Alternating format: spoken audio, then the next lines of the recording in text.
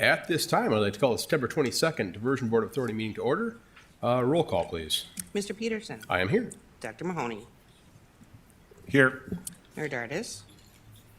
Mayor Carlson. Mr. Hendrickson. Here. Mr. Papcorn. Mr. Ebbinger. Here. Mr. Strand. Here. Mr. Campbell. Here. Mrs. Sherling. Here. Mr. Steen. Here. Mr. Olson. Mr. Seldebold. Quorum is present. We do have a quorum. Thank you everyone for attending virtually and in person. I know Mayor Carlson will be jumping on. She's got a conflict, but she will be jumping on very soon. With that, let's move to the approval of meeting minutes from August 25th. Look for a motion to approve, amend, discuss. Move to approve. Is there a second, please? Second. Moved and second. Any discussion? Any discussion? If not, all those in favor, please signify by saying aye. Aye. Aye. Those opposed, same sign. Motion passes. On to the approval of the order of agenda. I don't have any amendments, so it should be as presented. Seeing a nod, perfect. I move approval. Is there a second, please? Second. Moved and seconded. Order of agenda be approved as presented. Any discussion? If not, all those in favor, please signify by saying aye. Aye. Aye. Aye. Those opposed, same sign. Motion passes. Consent agenda. We have been presented a consent agenda. Presumably we've had a chance to review it. If so, look for a motion to approve, amend, discuss. Steen moves to approve. Is there a second, please? Second. Moved and seconded. Any discussion on the motion? Any discussion on the motion?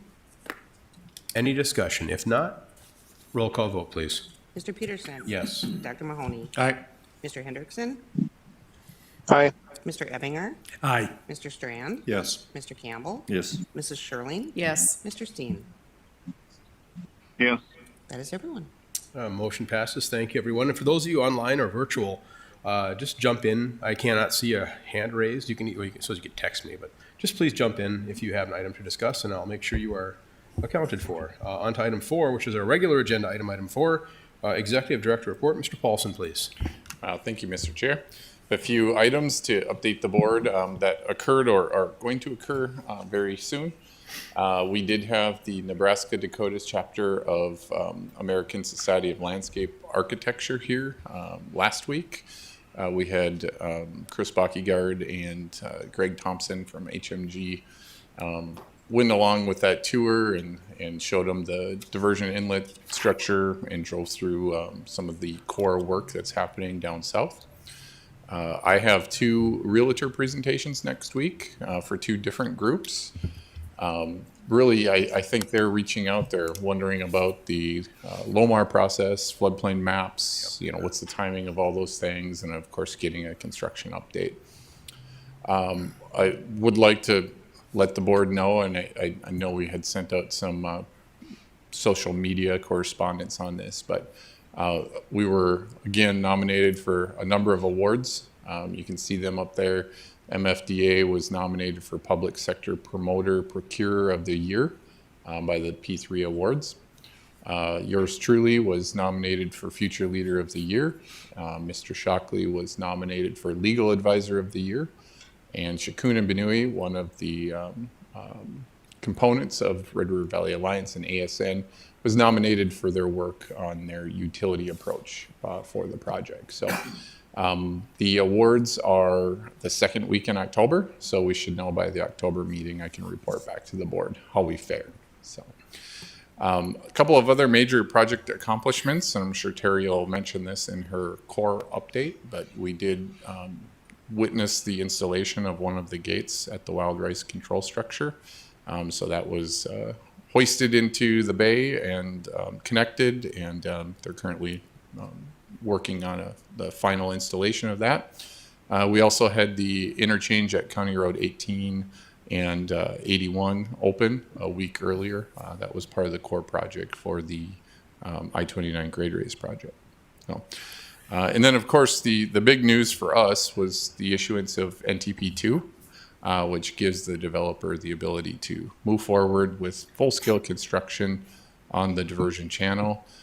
So now we're now moving into the phase of receiving construction documents from the developer, reviewing those and returning, and then the next phase obviously will be the construction in the field of those elements as they progress. So, that's all I have, Mr. Chair, but certainly open for any comments or questions. Mr. Paulson will get your questions in a second. Mr. Paulson, could you touch on the schedule regarding construction? We talked about a timeline delay concern. Some people are very anxious to see 500 trucks moving earth. Could you give us an update on that to make sure that we all are kept up to speed, please? Yeah, absolutely. And I had addressed the board on this topic a few meetings ago, and it just kind of expressed that we would review the comfort level of where we are with the schedule as we move into the fall and see where NTP2 lands. I'm feeling very optimistic about the project schedule right now. I know we had a slow start, but given the gravity and magnitude of all of the activities that need to take place, I think some of that was anticipated. So where we sit here today, Mr. Chair, I currently do not have any concerns about the overall schedule. It appears that we're ramping up very quickly. We've seen a lot of great improvements on the Red River Valley Alliance side, and things are moving forward as anticipated. So. Wonderful. Commissioner Campbell, please, then Commissioner Sherling, then Mayor Mahoney. Thank you, Mr. Chair. Joel, you had mentioned your presentations to realtors, and I just have a question in regards to the LOMAR that you talked about, and I know that can take a considerable amount of time when you're changing a floodplain process. For this project, does that have to wait till the project is complete before that process starts? It's a great question, and one that I get quite often from public members. It is a very complicated process, especially for this project, given that we are changing the floodplain so drastically in such a large magnitude. When we went through the CLOMAR process with FEMA, you can recall that took some time. It took about 2 years from start to finish just to go through the CLOMAR, which is the conditional letter of map revision. We've already started some activities in anticipation of the LOMAR, and we'll continue to do that during construction. The strategy is that by the end of construction, we'll have done as much as we can to keep that process moving forward. So after construction, we can get the new maps in place as quick as possible. But right now, there's still a lot of unknowns as we move through construction. Part of the process is at the completion of construction, you're updating your models with your as-built drawings and what was actually built in the field.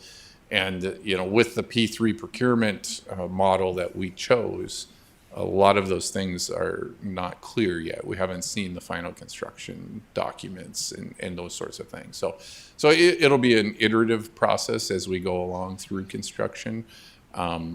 Right now, I'm telling people we're anticipating about 2 years post-construction for the implementation of those maps. But there's a lot of schedule dependency on FEMA themselves and how quickly they review it with their consultants and how they interact with us. So it is a topic that we're dealing with right now and trying to be proactive in ensuring that we get those maps in place as quick as we possibly can. Thank you. Yep. Commissioner Sherling and Mayor Mahoney.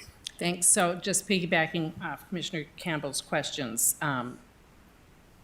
is there a place on our website that somebody can type in an address and get an idea of where they're going to be sitting in 6 years? That'd be the first question I'd want to know if I was going to purchase a house, whether it was in the middle of Fargo or out in Horace or beyond. Yeah, that's a great comment, Commissioner Sherling. And right now we do not have that feature available. But I believe we have enough information that we could set up that within our GIS system. We do have the GIS is accessible on the website by the general public, so you can go in there and see where the property is being purchased and acquired for the project. But we do not have an option to be able to put in an address and see where they're going to be on the future maps. But I think we could take a look at that. Obviously, it wouldn't be 100% accurate because as we go through the remapping, there are going to still be some areas within the protected area that will have some floodplain mapped. But I think in general, it would be a nice piece of information for the general public to be able to interact with us and utilize. I think it would be really helpful for lenders and insurance agents and realtors and homeowners. And right now, they contact me, and I sent an email over to Jason there. And so, or, maybe if I had them contact you, it would get, that would be another way to get it, their questions answered. I hadn't thought of that. But I do think that would be a tremendous service to the taxpayers. I'll work with our communications team and our lands team, and we'll brainstorm this and see. I don't think it'll be too difficult for us to put something like that together. So we'll report back. Great, thank you. Mayor Mahoney, please. FEMA's coming out, I think, Nathan, this next month to get a report basically on how we've been doing, and that's just a report card of what's been going on, or variances or other things you do. But Chairman Chad, I think it is time that we need to look at the political weight on this one, to go back to FEMA in Denver and talk to them about it, because they can take up to 5 years after the project is done to re-LOMAR. And you need to put in floodproofing in your basements as well. If you know in 2 years they're not going to need that, which costs $20,000 more building a house. I think this is one, Joel, we need to sit with politicians and talk about a revisit of FEMA. And there were some things, we were real conservative when we talked to them the first time. We were to do it right, which we did. But how high do you have to be? I mean, is it 2 feet higher, 1 foot higher? What is it that you need to be? I think it'd be great to have us have the discussion, because the secondary element that happens with FEMA, if they don't have the funding, they don't do it. But we're doing all the work. I mean, we'll be doing all the measurements. We'll be doing everything that they would have to hire somebody else to do. So to me, it's almost you have a done deal. We've done all the studies. We show them all the elevations. We show them everything. Can you then accelerate that process? I think politicians are going to have to get involved in that. Joel, I did have one question on when we were talking. I'll think about it here. That was the FEMA issue, but I'll go back on that thought. So, it's just that when we're talking to the realtors, same thing as Commissioner Sherling talked about, is just what's the message. And I would wouldn't mind if your communications people gave us, here's what you need to say to just what you said. I know the issue, Joel. I was a little confused the other day as we talk about schedule slippage. We've always talked about where we are in the schedule, And for us on this commission, it's always kind of a little hard to know where we are. I had heard that we will be substantially completed in 2026 and ready for defending and fund at 27. At the Finance Committee yesterday, Joel said, oh no, it slipped to 27. We won't be ready till 28. I'm not aware that we were informed of that, because that to me tells me the P3 people have basically slipped in their process. Is that true? No, so from the start, we've always anticipated substantial completion in 27 and final in 28. So 26 was never really on the table unless we saw accelerated schedules with the core work and with the P3 work. However, there's a few things that are signaling to me that we're doing well on our schedule. During procurement, we had always anticipated the aqueduct structures to be critical path components of the project. And what that really means is it needs to start at the beginning of construction of the channel in order to have it complete by the end of the construction of the channel. So it really takes the whole projected 5-6 years to complete that one component, the aqueduct components. However, when we did receive the baseline schedule from RRVA, they did indicate those aqueduct structures not being critical path projects and being done in potentially 26. So then that indicates to us that they're going to be more efficient in how they approach those, and those are going to be completed in their schedule earlier than the end of completion. So it's things like that as we get more clarity from both the core schedules and the P3 developer schedule, starts to give us a little bit more confidence that we're on the right track, and we have enough cushion within our schedule to be able to meet those completion dates of 2027 for substantial completion. Mr. Paulson, good, thank you. Mayor Mahoney, questions answered? Yep. Outstanding. Anything further, Mr. Paulson? You know, Mr. Chair, I'll make a comment because Mayor Mahoney's comment was really good about having a meeting with the elected officials from the various entities to discuss floodplain ordinances. Nathan and I had a brief discussion a while back, about a year ago, about this particular comment. So obviously, right now, all of the member entities' flood plain ordinances are set up to address our current situation of being susceptible to flooding. Once we get the project in place, those ordinances may or may not be applicable any longer or appropriate any longer. And I think from a development and a real estate standpoint, in order to try to take a kind of a standardized approach at revising some of those floodplain ordinances to be somewhat similar or even across the whole metro area in regards to the impact of the project, I think would really be a prudent discussion to have between the different entities. And we can certainly lay some groundwork on that in reviewing everybody's floodplain ordinances, seeing how they will interact with the ultimate LOMAR and the process to get those new maps in place, and then maybe some suggestions for some of the local member entities on how they might want to deal with or revise their floodplain ordinances. So it's certainly a topic that I don't think we've talked about publicly here at the board, but it's something that we are going to need to address. And then the member entities are going to have to be responsible for administrating those floodplain ordinances once the project is in place. And to also if I understand Mayor Mahoney's other sort of topic on that too, regarding the engagement of our federal partners, I've sponsored or helped sponsor resolutions nationally for the basement exemption, pretty low hanging fruit, right? Basement exemption. And to let the public at large, and I'm sure our team members here know, we like to think it's common sense that we work with in Washington, that they clearly think that this is a good idea now and has been in the past, so they won't change their mind. Well, just a couple sessions ago, our friends voted on that basement exemption. They're voting on at least every other year regarding the flood insurance rates. So I think engaging our federal partners, as Mayor Mahoney said wonderfully, and I'm glad we talked about that today, would be more than prudent, because God forbid if something should transpire in 2025 or 26 that suddenly impacts everyone that has a residence in the floodplain, and they have to allocate some amount of resources in the thousands or whatever dollar figure for 1 year. That would not be ideal. So I think it's a wonderful thing to engage our federal friends too. So good idea, good discussion. Thank you, Mayor Mahoney and commissioners. Joel, anything else? That's all I have, Mr. Chair. Outstanding. On to item 5, General Counsel update. Mr. Shockley, please.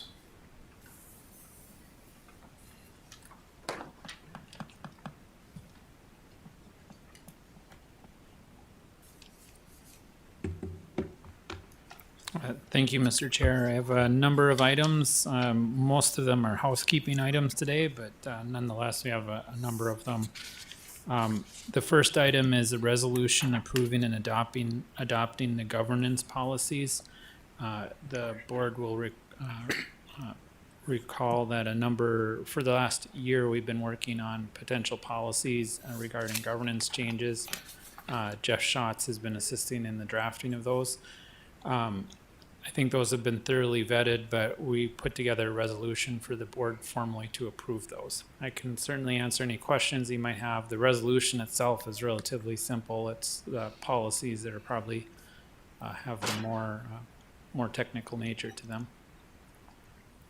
Board members, discussion, questions, motion? Move to approve. Second. Moved and seconded. Any discussion? Any discussion? Any discussion? If not, roll call vote, please. Mr. Peterson? Yes. Dr. Mahoney? Aye. Mayor Carlson? Mr. Hendrickson? Mr. Ebinger? Aye. Mr. Strand? Yes. Mr. Campbell? Yes. Mrs. Shirley? Yes. Mr. Steen? Yes. That is everyone. Is that Yeah, 7? That is 7. Okay. I don't know if Chuck has been I see lost. both Mr. Hendrickson and Mayor Carlson on. Okay. Maybe they'll do a delayed vote. Yeah, can retroactively vote after the meeting. All right, Mr. Shockley. The next resolution that we have on the agenda is pursuant to the policies that you've just adopted. There was a desire to create a planning committee, which would be really vetting out items that would be on the agenda and policies and objectives for the Diversion Authority Board. The theme being that since you're moving from financial planning and advocacy for the project to more of a project implementation, that the planning committee would be a good alternative forum for those sorts of issues. That would start in January. Resolution is pretty straightforward. It would involve one member on that committee from each of the member entities, plus one from West Fargo. They would also have to be a board member.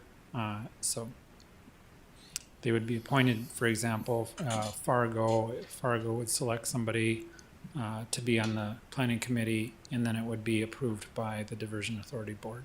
And they would also have to be a member of the Diversion Authority Board. Anything further, Mr. Shockley? No. Okay, board members, discussion? Move to approve. Moved, and is there a second, please? Second. Moved and seconded, discussion. Just a quick question. Commissioner Sherman. Is the chair the DA chair, or was that in there? I'm just curious. We left it open so that the board would decide who the chair is. I'm assuming that it would be chaired by the current chair, but didn't want to get too presumptuous. Okay, thank you. Any further discussion? Any further discussion? Just got a ping from Mayor Carlson. She's having some struggles. She can hear us and see us. She cannot communicate in. So if our technical team could maybe work on that, that'd be outstanding. Any further discussion? Just a question. Commissioner. Thank you. So if this is approved today, then will something go out to each entity then for, to put on their, to act on who their appointment's going to be? Yeah, we'll make sure and send out a reminder to each member ND. Okay. Thank you. Any further discussion? Commissioner Strand. Thank you. When we have in this policy that the planning committee will make recommendations for agenda items, is that to place items on agendas, or are they vetting and recommending actions relative to agenda items? I think it's a great question, Commissioner Strand. I think the intent is that the Planning Commission would be talking through those issues, items that should be on the agenda, policy objectives, those sorts of things, sort of an opportunity to vet out the subject, and then also gather information that they would feel that would be important for board members to have as part of the decision-making process for this board. This board ultimately makes the decisions. It's more of a opportunity for that board to kind of plan out what the agenda is upcoming. So if I might continue, to be clear for me, if somebody wants to place something on an agenda, or somebody from the public wants to get something placed on agenda, does that go through that committee? I think the intent is that items that would get on the agenda would first go through that committee. That said, a board member or, two board members or the chair could put something on this agenda as part of the normal parliamentary procedure. Thank you. Any further discussion? If not, better do a roll call vote, please. Mr. Peterson? Yes. Dr. Mahoney? Yes. Mayor Carlson? Mr. Hendrickson? Yes. Mr. Ebinger? Yes. Mr. Strand? Yes. Mr. Campbell? Yes. Mrs. Sherling? Yes. Mr. Steen? Yes. That is everyone. Motion passes. Thank you. Item C, Mr. Shockley. Thank you, Mr. Chair. The next item is a resolution to dissolve the Public Outreach Committee. Just for public information, now that you're forming the Planning Committee, the intent behind the development of the governance policies and the intent behind the Planning Committee was to move these public outreach features into the Planning Committee. It was felt that the actions of the planning committee would really touch upon items that would be discussed in public outreach. Plus, public outreach hasn't met for some time. And so the intent was to dissolve this committee, and those functions would really be moved over to the planning committee. Any questions? I move approval. Is there a second, please? Second. Moved and seconded. Any discussion?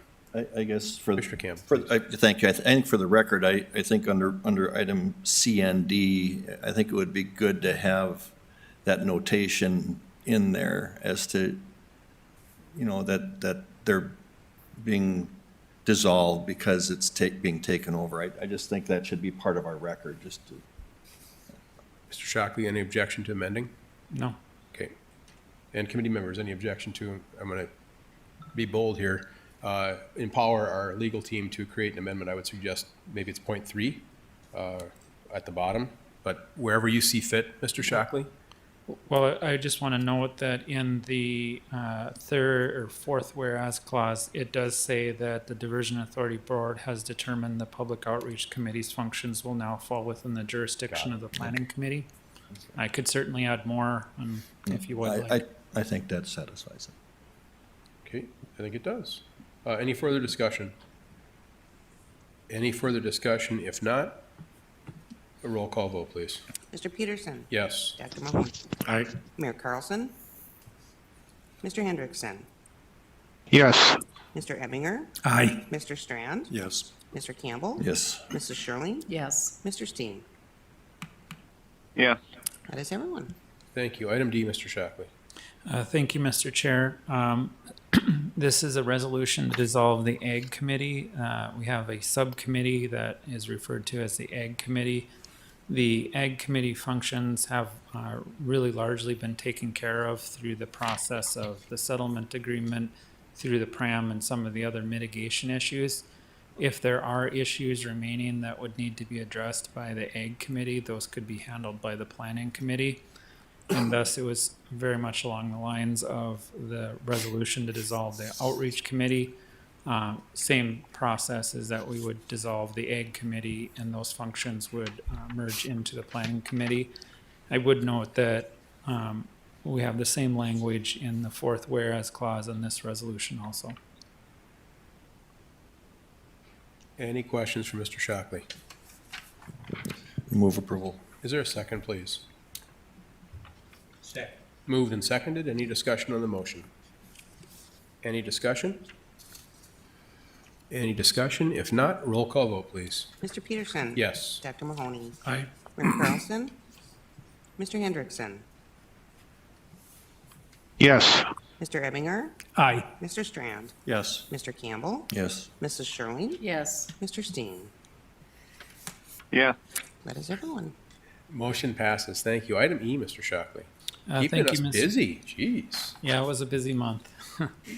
Mr. Chairman, before Commissioner you just, Strand. excuse me, before you go on to the next topics, with regard to the committees we've just disestablished, I assume this, but I don't want to assume things. We need to thank the folks who've served on those committees that won't be carrying forward in any other capacity. We've had citizens who've been at the table for years, and let's just not let them disappear into the vapor, but actually acknowledge them somehow or other. I concur, Commissioner Strand. Great thought. We often forget that most of us, before we were elected office, volunteered on a number of these committees ourselves for a period of years, as do our fellow citizens, in that it's 100% volunteer. In fact, it often costs them vacation time and some stress and tumult with their regular jobs. So yeah, ever grateful for all the boards and committee members that have volunteered in what has sometimes been a less than comfortable, less than easy position. So well said, Commissioner Strand. Thank you. Item E, please.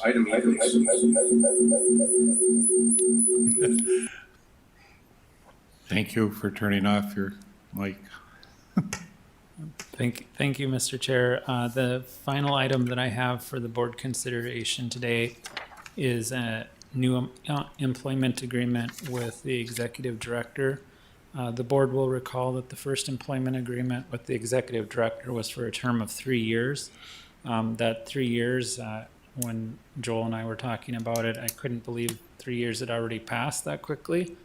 And so it necessitated the need to update the agreement.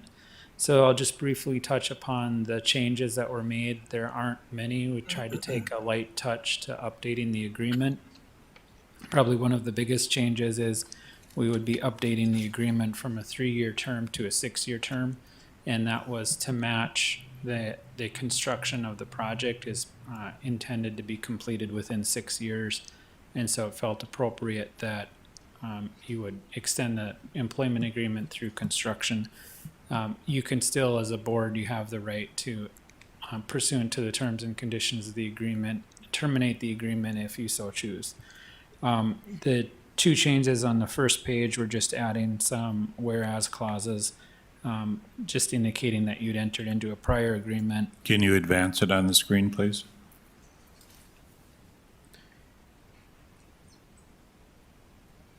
There's no advancement.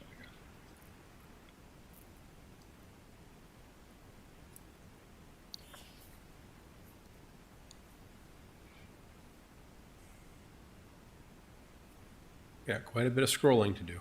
Yeah. It's page 156.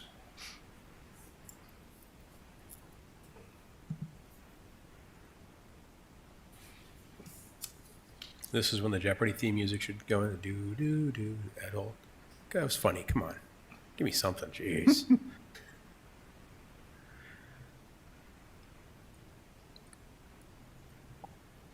I noticed Joel's not wearing a tie today. So there's that to discuss. There we go. All right. I've killed time. Right. So we added 2 additional whereas clauses.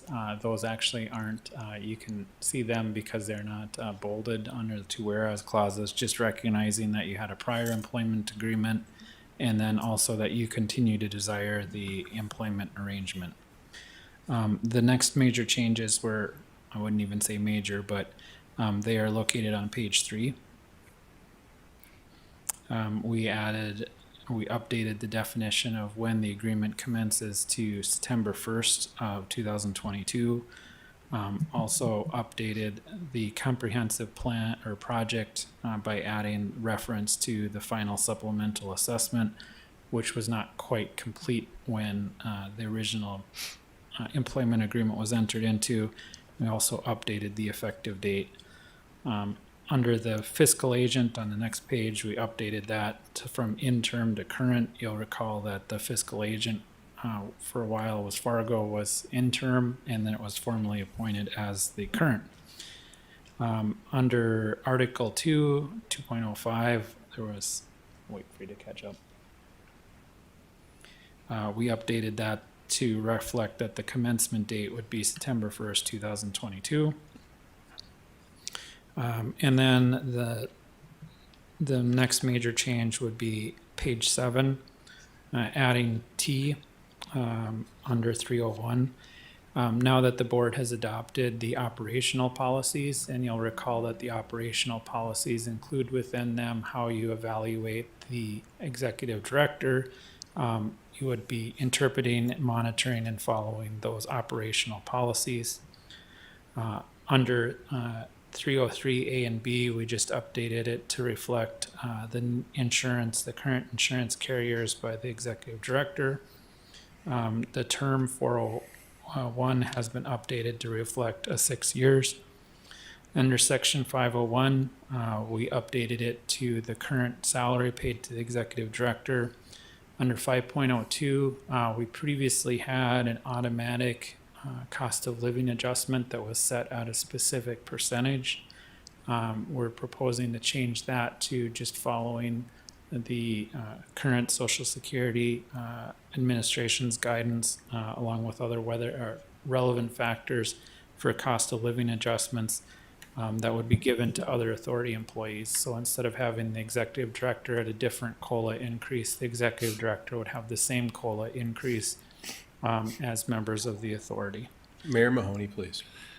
Chad, just curious what the county does. Is it tied to the Social Security COLA? No, it's Midwest CPI. So we average that over the period of years, and that's been 20 plus years of that. And what is that this year? I believe it was Mr. Wilson 8.2 Was it 8.2? I think we deviated slightly for We the did. first time deviate. in a long time. Previously, we actually had a zero. I guess in my 10 years, we've deviated from twice because we weren't going to give a 0% pay raise. I think we went to 2, there it was. Mr. Wilson, remind me what, We went to 4. Mr. Chair, members of the board, past precedent was that department heads would make a recommendation that was the upper Midwest CPI, and then that would be considered as part of the budget. This past year, that was 8.5. That was included for the original deliberation.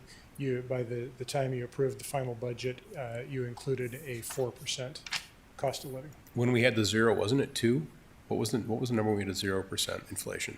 The only time that I'm aware of in the past, I want to say 20-some years, that you had deviated from that precedent was when there was negative growth, you were at 0. Okay. So that's what we've always done. And again, But it my takes- concern is that unless this is the political body that reviews it, is that you've got a set, if it would have years, it would have been 8% this year. With city did 3.5, you did 4.0.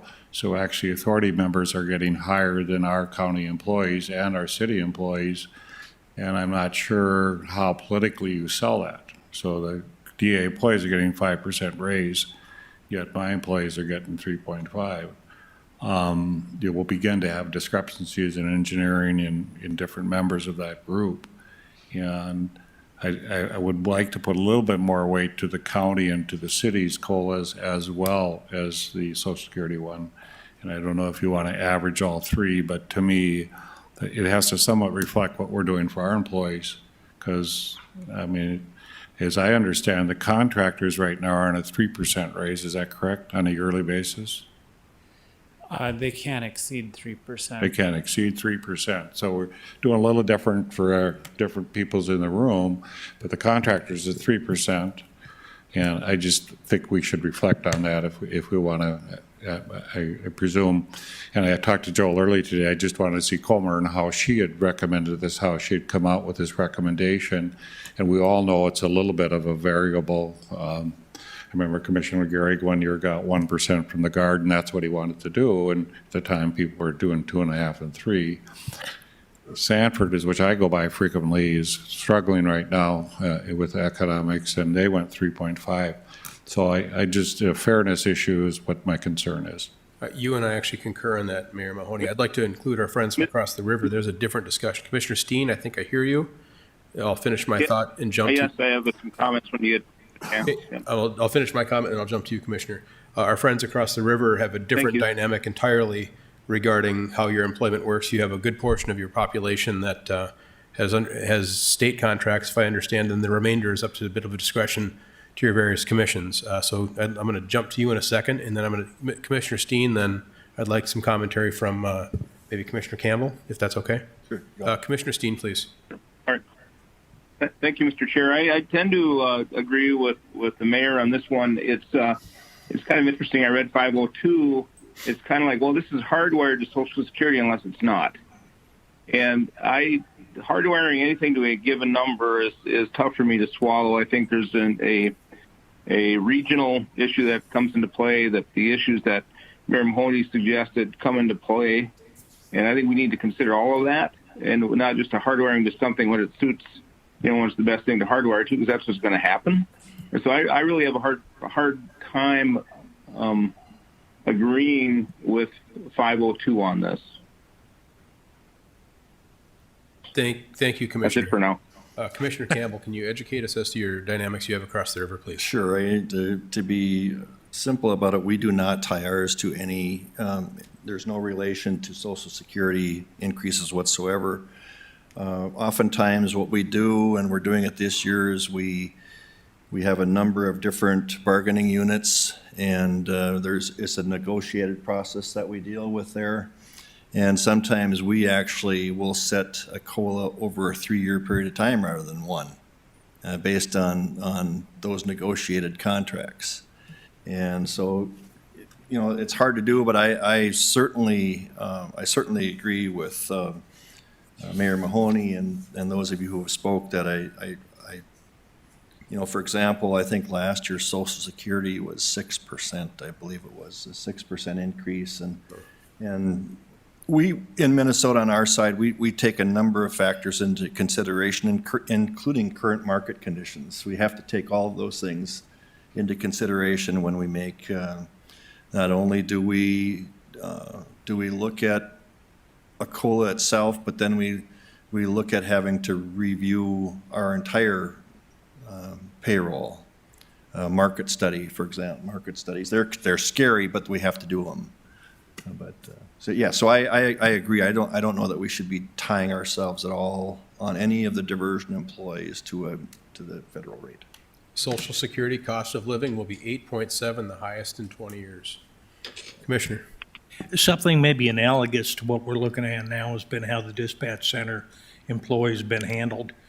For 20 years, you averaged all the participating agencies' COLAs and pay, and that was the increase of the employees of the dispatch center.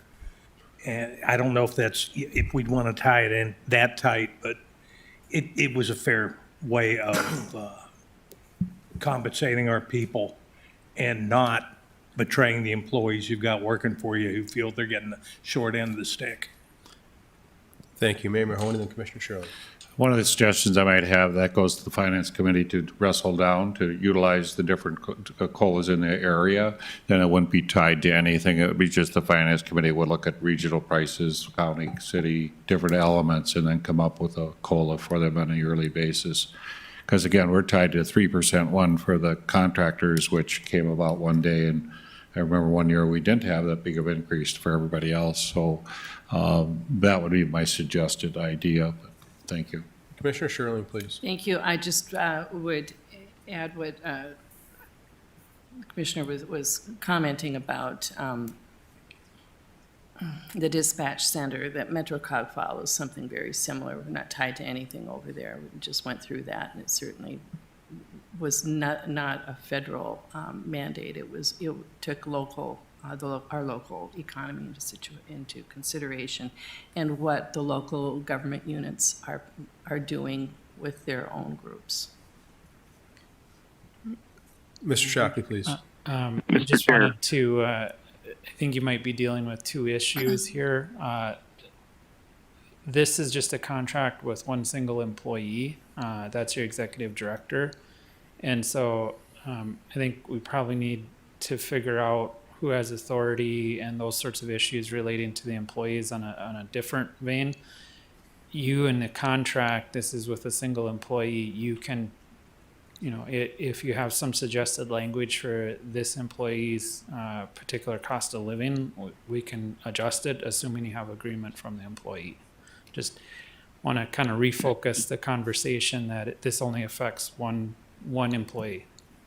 I think, not to put words in his mouth, Mr. Shockley, I think we do understand that. The dynamic of this organization, it's not independent of the rest of us. I know some of us perceive it as that, or philosophically perceive it as that. I disagree with that. This is a public institution. I know it's legally not. As a lawyer, probably you would say it's not. Public perception and the peers that we have to work with, and our staff we have to work with, our team members we have to work with, see it as that.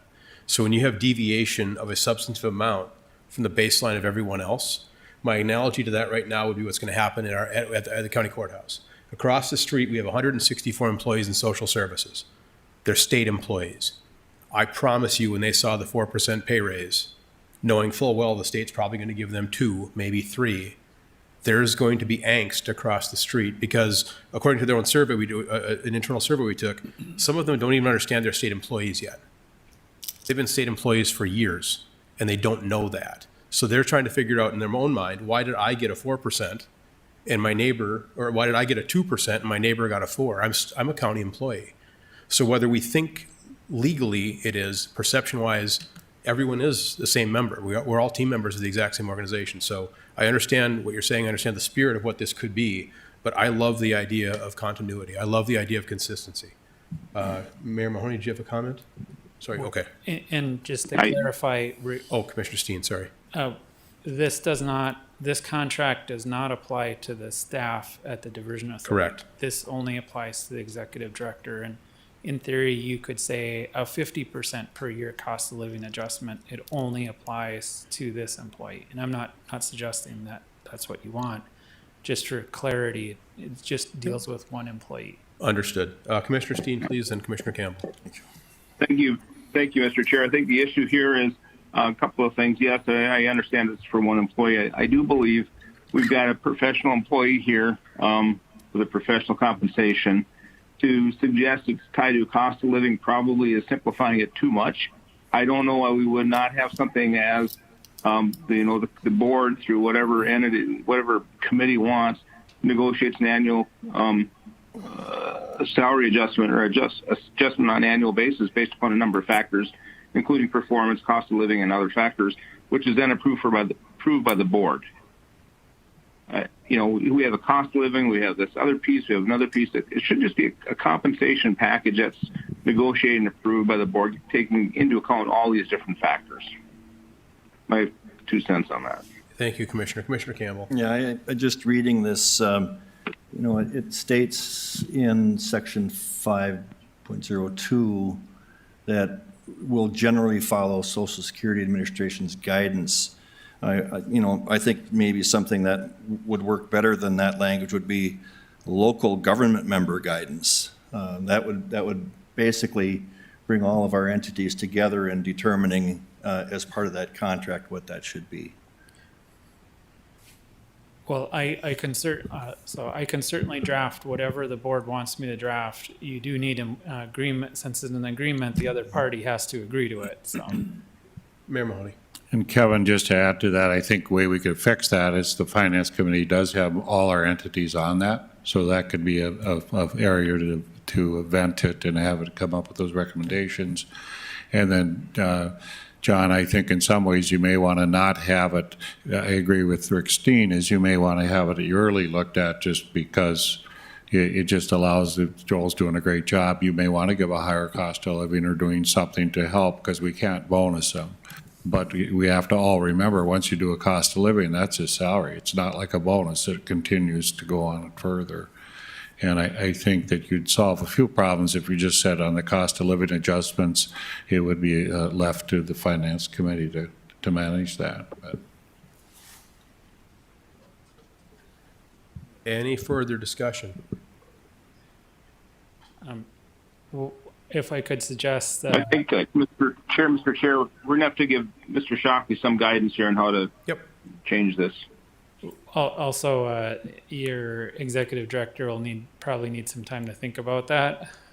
It's always hard to negotiate on the fly, so maybe the best bet is understanding where the board's at instead of giving any specific direction. We can take that back and maybe work with the chair. I can work with the chair and see where we can get to with the employee and bring it back to the board for consideration. Mayor Mahoney. Mayor John, but If he's a Mr. Shockey could make a 3% motion, copy. He's a 3% cost of living this year and was going to move to the 5% next year. So our negotiation right now is just if we're going to do anything different. And the reality is his cost of living could go up this year if we chose to do that, consistent with the other parties. Yes. Commissioner Steen. I was just going to say if Mr. Shockey could have made a motion, I would second that, but he cannot, and I really appreciate Mayor Mahoney's comments as well. We need to take that into consideration as if we already have an agreement. So. What are the wishes of the board? Do we wish to direct Mr. Shockley to work with myself to figure out additional language? So moved. Second. Moved and seconded. Any discussion? Any discussion? Mr. Shockley, any more guidance you need from the board? No, I'll work with you, Mr. Chair, and try to negotiate out something with the executive director regarding this section. Perfect. As this isn't really actionable, because we're not taking... Commissioner Steen. No, I'm good. Thank you. Okay, Sorry. thank you. As we're not taking action on the contract itself, any more discussion on this? If not, Sure. Mayor, please. I think the other thing is Jeff Schatz told us to stay in our lanes in some ways, so I see that issue where Joel actually is to manage his employees, and in some ways that cost of living is separate for the employees in a separate discussion, but yet at the same time, it does call political ramifications like you're talking about, Chad, in your departments. So I don't know, John, if we would maybe want to rediscuss that as well, try to get some consistency here. We may come up with something. I think it'd be unfair to Joel if he's at 3 and his team is at 5. I think equity has to be part of the discussion. So would recommend the chair also look into how do we have the discussion about the COLA for the employees. Yes, I agree. Any further discussion on this? If not, all those in favor, please signify by saying aye. Aye. Aye. Those opposed, same sign. Motion passes. Mr. Shockley, anything further on E?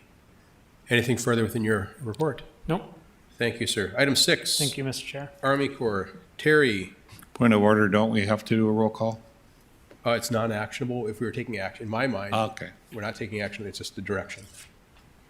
I saw Ms. Williams on here. There she is. Good afternoon, You It's have Terry the con- Williams. Yes, welcome. sir. Hi. So I'm Terry Williams with the Corps of Engineers, and I'm happy to present our update for September. For the diversion inlet structure, construction is 87% complete, and the required completion date is still June of 2023. Preparations continue to install the 3 gates on that site, and then setting the bridge deck. So there's precast bridge deck that'll go over the dam portion, and then cast in place bridge deck that will go over the structure itself, and that's where the mechanical equipment will hang from. And so those bridge decks should start being placed probably within the next month or so. Number 2, the Wild Rice River structure. As Joel said, we've had a big event this week.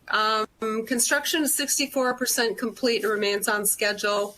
On Monday, they hung the first gate of 2 gates on the Wild Rice, but it's actually the first gate to be hung, period, on any of our large structures. So everybody's was pretty excited to see that, and we did a lot of social media. And the drone footage that's coming up covers it beautifully. So I'll move to number 3, I-29 raise. Again, the drone footage that you'll see later really covers this very nicely as well. A big milestone coming up is that the County Road 18 bridge over I-29 and the approach decks should be done by, I believe, the 7th of October. So that's coming up. On to number 4, Southern Embankment Reach 1. Same as last month, we're still preparing to turn that over to the Diversion Authority for O&M purposes. We're writing the O&M manual and preparing the turnover letter. Number 5, Red River structure.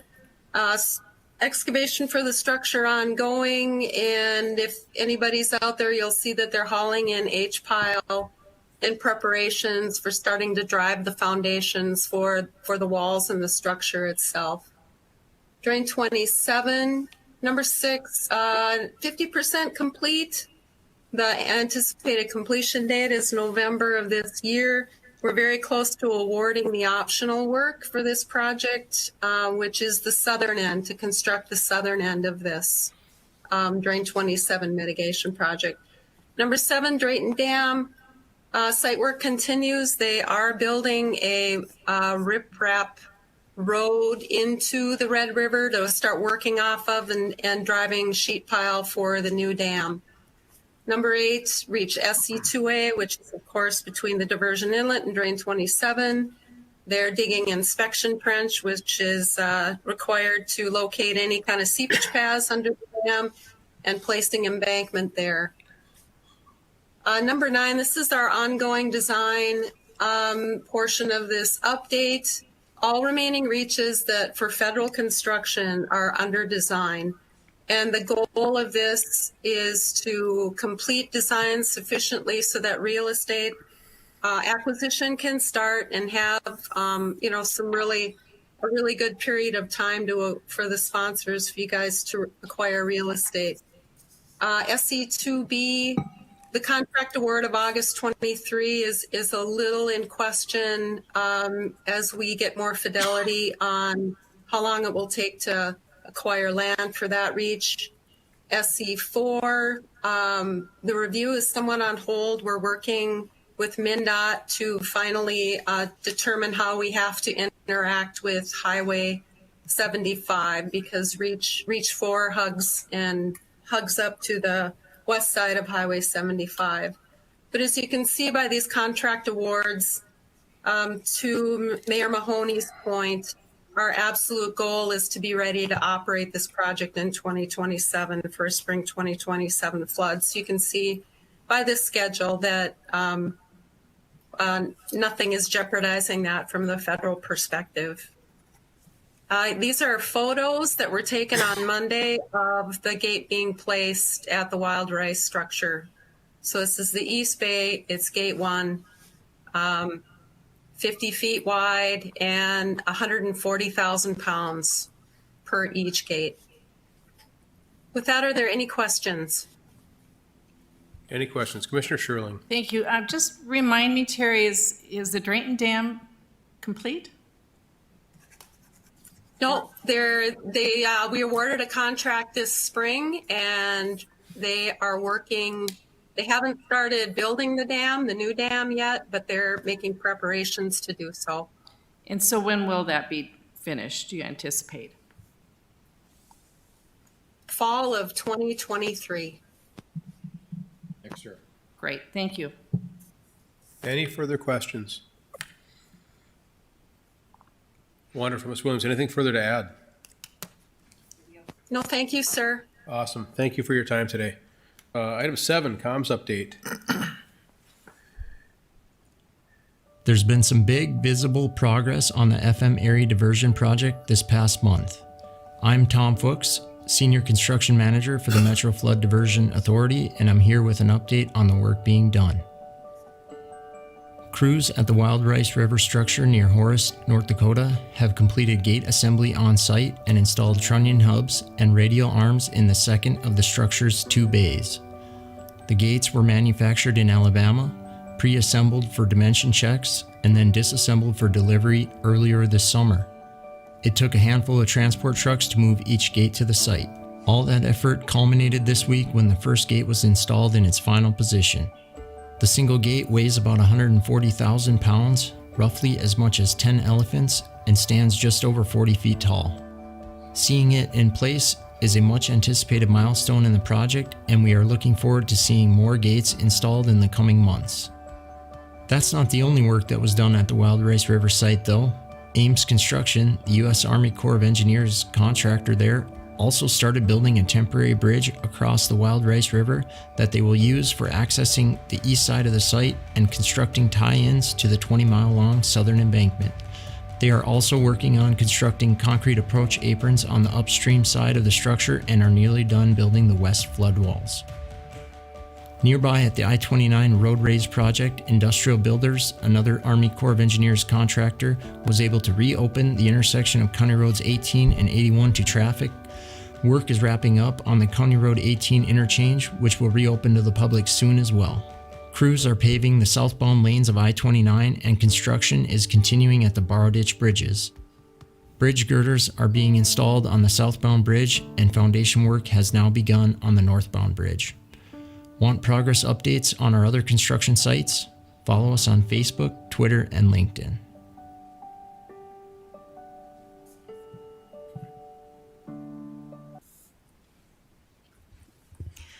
Good afternoon, Mr. Chairman and members of the board. I need to give some kudos to C3 for a quick turnaround on the video this month because we really wanted to see some video of that gate. That came together really nicely. Just have a quick update for you this month. The diversion current, of course, we're continuing to track results. Didn't send it out on the date that I anticipated. We were waiting on a piece of information. And so I'm hoping it's only because it was later on a Friday that we dropped down a little bit on that open rate, but we'll continue to monitor it. Still our click-through rate though is performing very, very well. So that's really nice to see that people are really engaging with the content that is in the newsletter.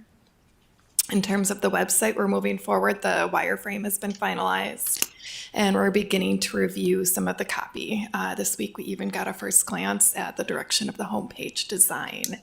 And I really appreciate some of the feedback, Commissioner Sherling, on ideas we might be able to incorporate going forward. And I think, too, as we're looking at some of the LOMAR and CLOMAR pieces, there's definitely some room for additional education in that area that we can look at incorporating. In terms of videos, we're continuing a wide array of lengths, some more short ones, working more extensively on a longer finance education video.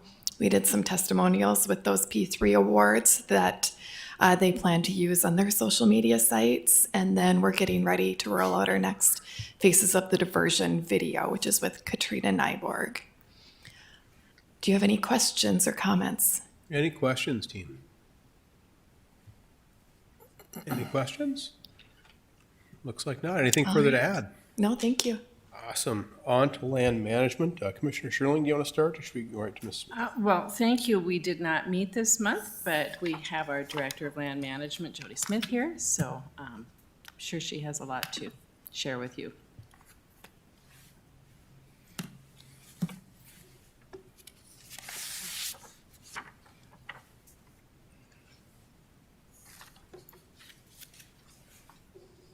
Okay, so I'm going to try to be quick here and still get to a report. I wanted to address a question that you addressed to Mr. Paulson earlier today.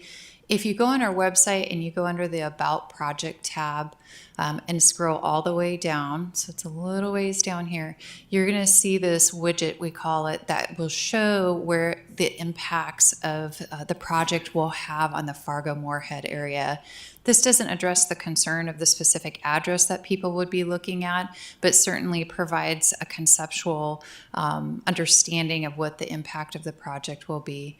Additionally, under the project status page, we do have this page that addresses the CLOMAR status. So it does provide the update, and then there is a YouTube video that will step through what that process looks like for us. Again, we don't have a specific deadline for that, but it helps a public understand what process we need to go through. And the last bit I want to show you very quickly is this interactive map right here. If constituents can go into this map, right now it does not show you the impacts of the project on a specific address. What they'll need to do, let me see if I have good hand-eye coordination this late in the day. What we'll do is add a layer over here that they'll be able to select before and after. I have it on the map that I have access to as an employee. It's just not on the one that's out there for the public. So I'll get a hold of our team members over at A2S, and they'll very quickly be able to add this layer so that the public has that. We should be able to have that done by the end of next week. That'd be great, thanks. So, okay. Can you show Mary's house? I know I went through that very quickly, so if you have any questions, please let me know. So as an update, again, these are maps that you're accustomed to seeing. They've been in the board packet in the past. Scroll to the next page, you'll see the construction footprint. Our acquisition rate is at 92.24%, and the UMA footprint is just over 24%. The next slide breaks it down a little bit further, so you can see the Southern Embankment and associated infrastructure. That's at 76%. That dial's moving a little bit slow. As Terry just went through from the Corps, we're still waiting for some of the drawings, especially on SE4 and SE5. So it's not that the team isn't working towards acquiring these. We just simply aren't at the point of even completing our appraisals and going out and seeking acquisition of those properties. The upstream mitigation area, we're at 24.4%. I do want to call out our land agents at ProSource. They're successful today in getting both boards to approve some flowage easements. So in total, we were able to close on 10 of those today. So that's a huge success for us. And I know that we're continuing to progress forward. Again, we don't put anything on here until we have all of the documents signed. Currently have 40 in the queue plus the 10 that were approved today. So hopefully by the end of next month, we'll see that number increase a little bit. And then the environmental monitoring easements, again, we continue to work on that. If you scroll to the next page, then we just kind of go over some of the key activities we've been working through this past month. We are working at negotiating settlement agreements for existing eminent domain actions. All of those that haven't been reached yet, we are in active negotiations. We are continuing to conduct appraisal reports and making purchase offers, particularly in SE2B and for Phase 3.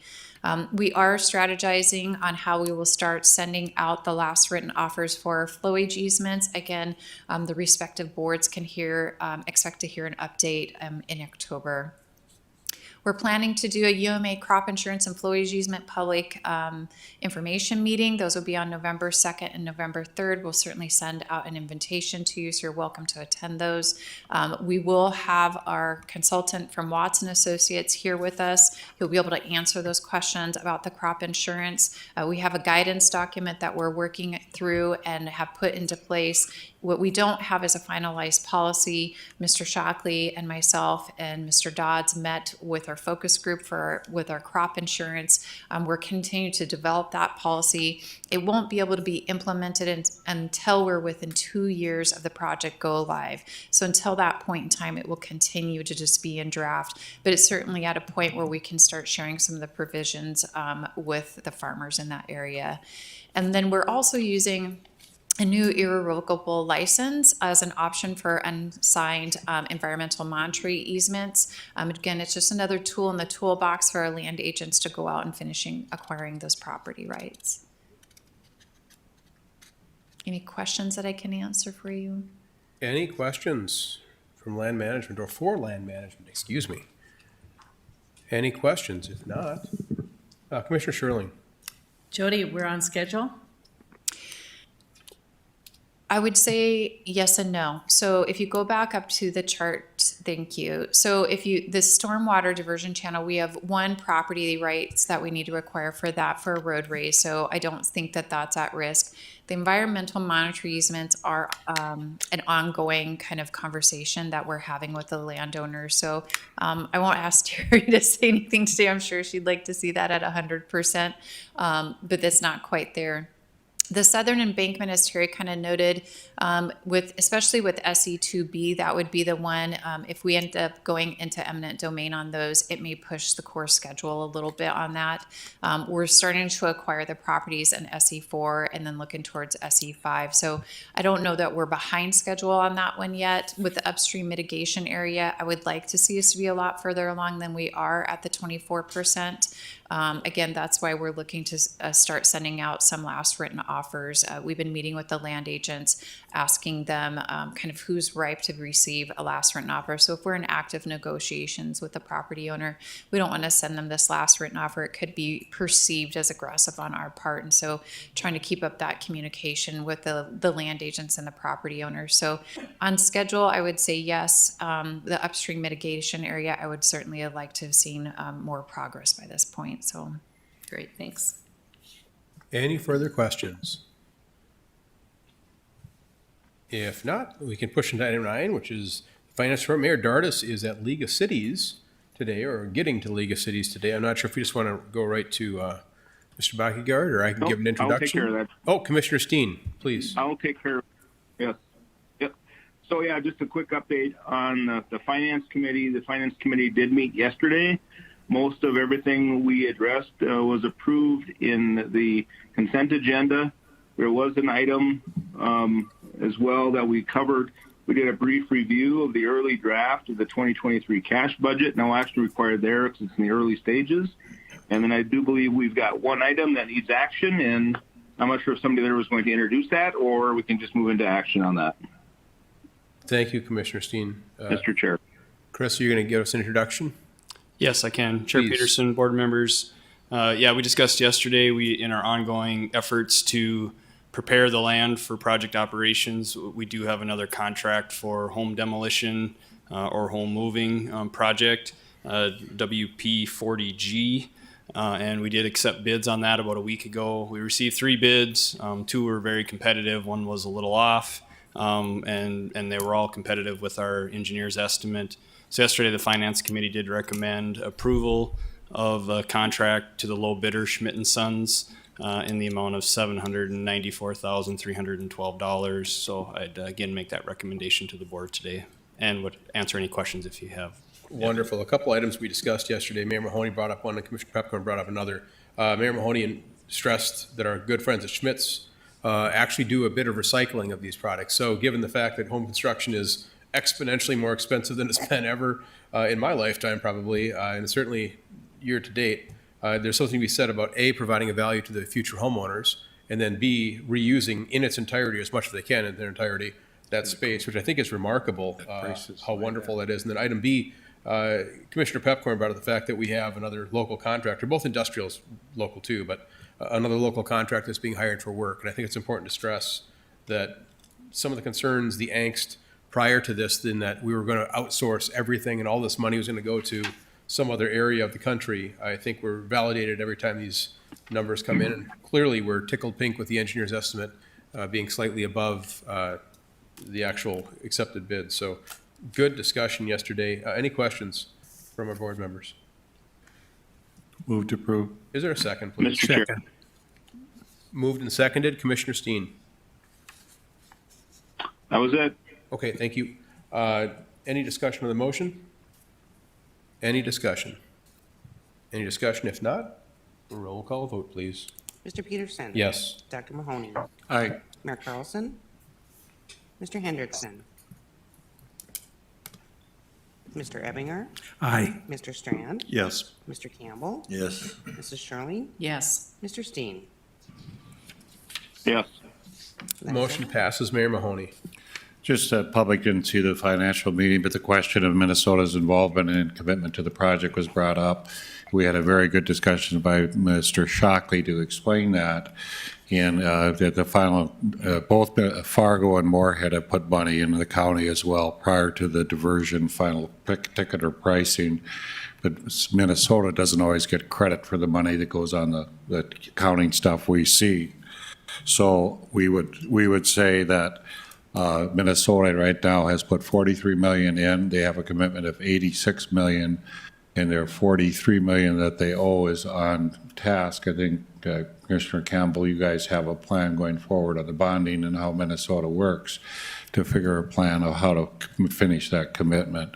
So we verified there's no way that the Minnesota is not in this project, and Minnesota is taking its obligation seriously. And I think, Kevin, your team has been doing a great job in working through the different people and property as you have. And people have to understand that North Dakota and Minnesota are different. It's a different way of doing things, but you guys are fully engaged in this process. I agree. Well said, Commissioner Campbell. Anything further for finance? If not, any questions? Nothing for me. Outstanding. Thank you, Commissioner Steen. On item 10, other business, I don't see anything. Mr. Paulson, anything for other business? Okay, then if not, 11, next meeting is October 27th, right before Halloween. I expect us all to wear costumes. I think that's in the bylaws somewhere, pretty sure. If not, item 12, please. Move to adjourn. Is there a second? Move to adjourn. All those in favor, signify by saying aye. Aye. We stand adjourned. Thank you, everyone, Aye. both physically and virtually. Have a good rest of your week.